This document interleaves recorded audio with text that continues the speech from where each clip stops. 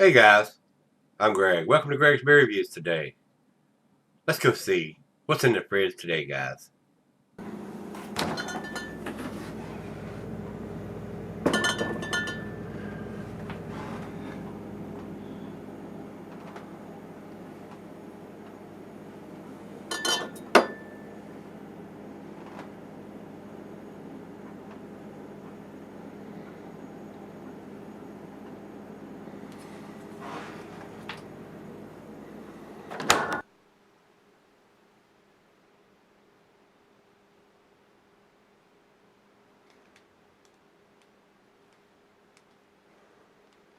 Alright guys, welcome to Gregsbeerreviews today. I do appreciate you stopping by. Look at this great big 750 milliliter corked and caged bottle.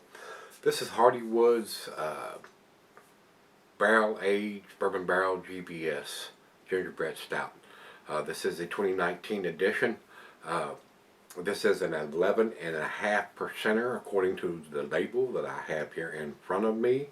Beer Advocate has it as a 10.2%, so that is incorrect. Imagine that. Beer Advocate with the wrong information seems pretty common nowadays. I mean, they clump them all together in the same category, whether it was a 2000 or 2019, they put them all in the same category. So that's why their site is going downhill very, very fast. When I go over to Untapped, I didn't type in 2019. I just typed in the Bourbon GBS, and they have it at 11.5%. So I don't know how long this beer has been an 11.5% edition, and when they did a 10.2% edition, evidently they've done it at one time or not, but this one is 11.5%. And I find in my experience, that the barrel aged version is a little tastier to me than just the regular. The regular is tasty, but the bourbon barrel version, the regular version is like 9.2%, and this one is 11.5%. But you pay a little more for that. It's been sitting in a bourbon barrel somewhere in the brewery, and it is a bigger bottle, being a 750 with a cork in a cage. You pay more for that beer being set somewhere and then putting it in a great big bottle like this. The local beer stores around here was limiting to this to 3 bottles per person. I got lucky on this one, and Kroger's actually got two cases of this. And and my wife works at Kroger's, and she was allowed to buy a whole case of it. Wow! So, and I have had this beer before, guys, and it is a very tasty beer. That's why I went ahead and bought a whole case of it. And it was also a little cheaper than what they were wanting for it at the craft beer store. So, do your homework, guys, and buy your beers accordingly where you get the best deal if you can. Because these beers are not cheap to buy. 55 IBUs on this beer. And the commercial description is rather long here on Untapped. Hardywood Gingerbread Stout, described by Beer Advocate as Vegan Christmas in a Bottle, is an imperial milk stout brewed with vanilla beans, cinnamon, fresh Castle Monte Farm baby ginger, and Bear Farms wildflower honey. Gingerbread Stout is then matured in Virginia bourbon barrels, where it adapts an incredibly mellow character with oak, caramel, and bourbon undertones, and emerges 12 weeks later as a Bourbon GBS. So they're only leaving this beer in the barrels for 3 months.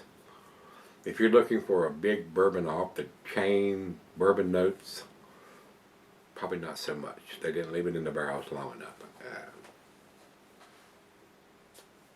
And we'll find out here, guys. A festive blend of spice character laces this rich chocolatey stout which warms the palate and the soul. I am a big fan of the Gingerbread Stout series, especially this one, the bourbon barrel version of it. But it is not a cheap beer to buy, guys. I mean, I'm going to tell you right off the bat, this is a $14 plus, depending on where you buy it, bottle of beer to buy. So, it was rather expensive for me to buy a whole case of it, but I do enjoy these, and the bridge is getting pretty thin in there. So went ahead and grabbed a case of this and put most of them in the closet, the celery closet, and wanted to review this one. We've done their Christmas pancakes and the regular gingerbread, and now we're going to do the bourbon barrel gingerbread. So we shall see what this brings to the table, and guys, I'm going to be as honest with you. If it's a 10 beer, I'm going to tell you that. If it is not, I'm going to tell you that too. But this is just my opinion. It all depends on where your palate is, what you're used to drinking, what you want to drink. If you're used to drinking bourbon barrel beers, you may like this, and if you're not, it may overpower your palate. So with that being said, we've got the ABV, we've got the IBUs. I know it's a 2019 edition. We will look and see if we can see any kind of dating or vintage on it somewhere once I come back from the final chug. But it is time. So let's get this big monster beer opened up and see what we have here, guys. You do pay extra for this. A lot of people say, oh, no, horseshit. And I might be able to get the cork out of it. Yeah, it's coming out. It hadn't been in there very long. A lot of these corked and caged, if you sell them for a while, sometimes they're very hard to get out. Had to get the pliers out and all that kind of riggedy-me-row. But sometimes they come out fairly easy. Here we go. Listen for the pop. There it is. Very nice. Got Hardywood on it. Doesn't have any vintage or anything on label. Some breweries do that. They'll put the vintage on the cork. We're going to go right down the center of the glass on this pour. This is an 11.5%er, and it is written on the label at 11.5%, not 10.2%. And I appreciate Untapped. A lot of times we'll list different vintages and ABVs where Beer Advocate puts them all in the same category, guys. Okay. It is what it is. I'm not going to mealy mouth them anymore, but their information is a lot of times incorrect. A nice finger of head on that pour. It's a very, very dark beer. A good looking beer in the glass. Over in the light. Very nice. A very good looking beer. Khaki colored head. Very dark black beer. To the nose we go. Now, the pancake version had a lot of maple syrup in it, and it was off the chain, guys. I mean, this one, not so much maple syrup, rich roasted malt. Definitely getting the gingerbread spices and nutmeg and ginger and all that kind of stuff. A lot of your pumpkin pie spices. Maybe a little bit of black molasses, bittersweet chocolate, very subtle on the chocolatey notes. Caramel, toffee. The ginger and the roasted malt and the bourbon notes are not off the chain. They only left it in the barrel 3 months. I don't make those decisions. To me, they probably wanted to be balanced, not having the bourbon overpowering everything else. But to me, I would have left it in there at least twice that, if not quadruple that. A year in the barrels would probably work good for me. But the bourbon notes are very, very subtle, guys. I will tell you that. On the aroma, anyway. So, nice creamy head on the top of it. And they are saying it's a milk stout, so they have used lactose in the brewing process to give it a nice sweetness on the back end. It's an unfermentable sugar, lactose is. So, the yeast cannot eat that up, and you get that nice sweetness on the taste of the beer. So let's dive in. Cheers, everybody.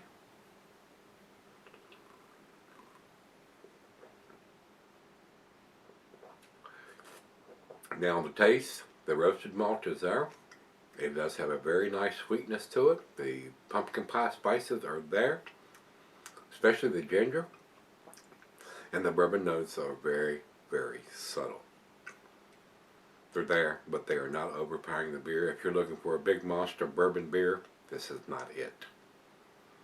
But a very tasty beer to drink. I mean, it is very pleasant. That's why I bought a whole case of it, guys.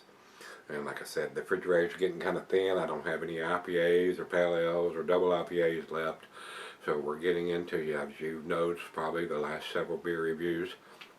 have been stuff that I've been sent and pulled out, the heavier, darker beers. And we're going to probably continue with that uh, as long as I don't have any of those other styles of beers to drink or nothing else has been sent to me. We're going to get through some of the stuff that I've been cellaring in and some of the bigger, darker beers.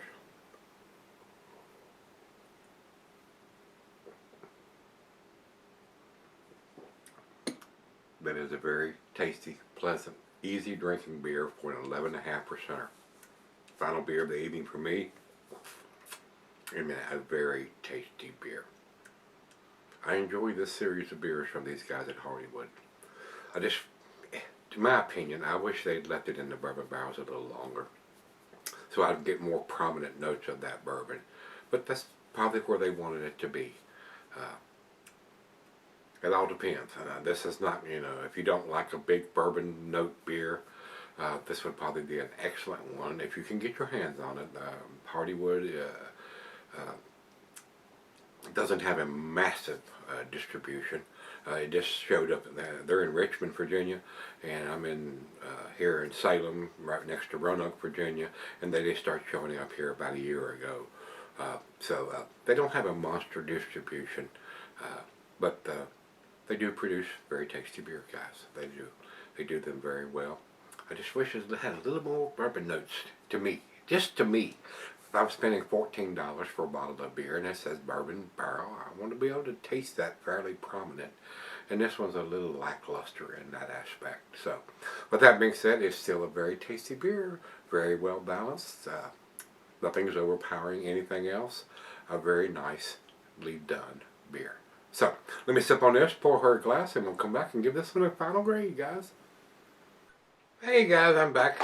Very nice lacing is left on the glass. Been sipping on this for a while. The other half loved it. It is a very tasty beer, guys. The bourbon notes are not off the chain. They probably don't want that to be overpowering everything else in the beer. But to me, if I'm paying that much for a beer, I want to be able to taste those bourbon notes a little more prominent than what I'm tasting here. I looked at the bottle, and it says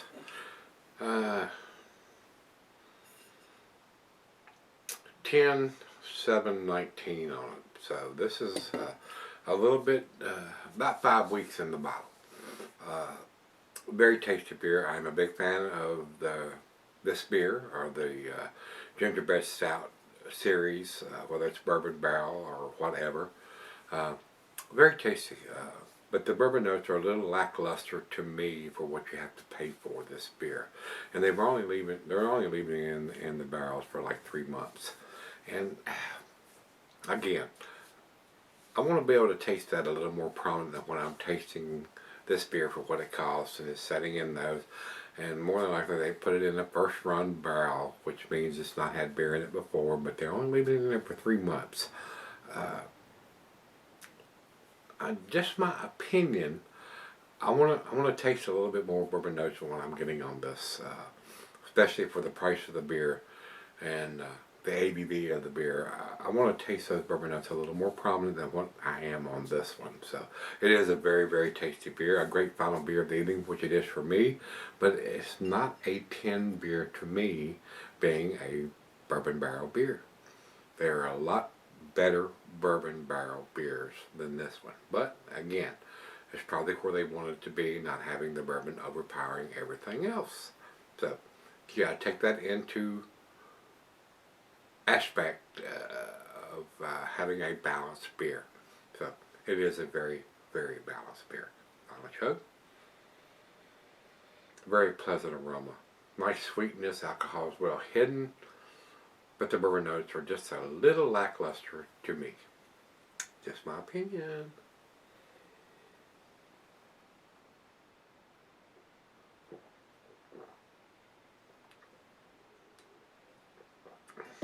Extremely easy drinking beer for an 11.2%, or 11.5%. Very nice, very pleasant beer to drink.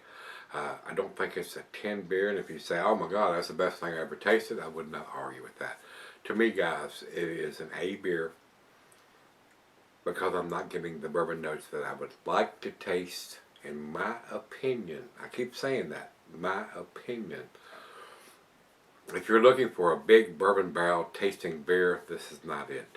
If you're looking for a bourbon barrel beer that's very smooth and very easy to drink, and the bourbon notes are not overpowering everything else in the beer, this is it. So, but realize you're going to pay $14 plus, depending on where you buy it, for this beer, especially this bottle is corked and caged in this size bottle, which is not astronomical. There are beers that are bourbon barrel aged that are cost twice this much. But they usually are bourbon notes off the chain, 6 months, 12 months in the barrel. So this is a very, very well balanced beer. The bourbon notes are not overpowering anything else. It's very pleasant, very easy to drink, lactose, very smooth, nice and sweet. Guys, I was trying to decide whether I was going to give it a 95 or something a little bit better. I think I'm going to give it a 97. Not quite to the 10 category, but a very, very tasty beer. If it had more bourbon notes, they'd left it in the barrels a little longer than 3 months. They might get to 10 on this one. But it all depends on where they wanted it to be, and this must be where they wanted it to be. But 97 for me, guys. 8 category. Not quite to the 10 category. And like I said, Beer Advocate has it listed as a 10.2%, and they have 97. So they're not even close in the ABV range. So it is what it is, guys.